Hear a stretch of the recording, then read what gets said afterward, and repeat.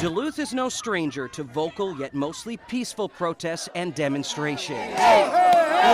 But that doesn't mean the city of 86,000 is immune to potential civil unrest like a riot, as seen here in Ferguson, Missouri in 2014. That's why the Duluth Police Department has partnered with the Minnesota State Patrol to get specialized training annually for crowd control tactics when protesters turn violent against police, citizens, and property. It is possible that it could happen right here in our own backyard. We wouldn't do that without having it on footage. Sergeant Joel Olnichek is the use of force coordinator for the police department. We're learning tactics on how to be the referee when you have opposing sides.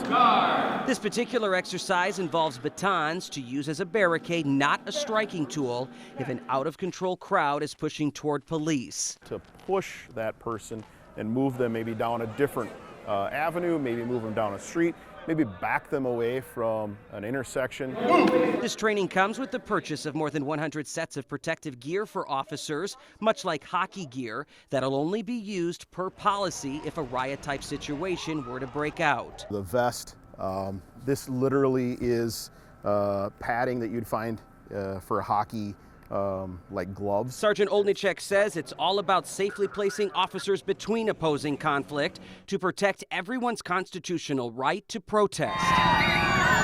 And the protective gear is a crucial part of that protection when rocks, cement bricks, and the unthinkable are being thrown in their direction. Nobody wants to stand there and take a water balloon filled with urine dumped over their head, but at the same time, we're giving them the gear, we're giving them the training so that they can do that.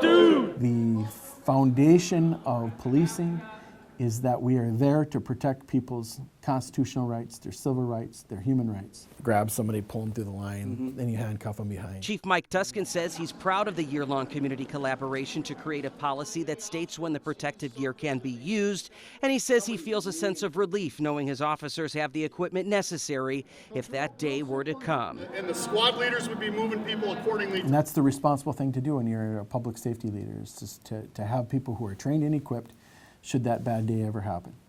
And I don't know what the next threat will be, and yet I have to be prepared for all of them.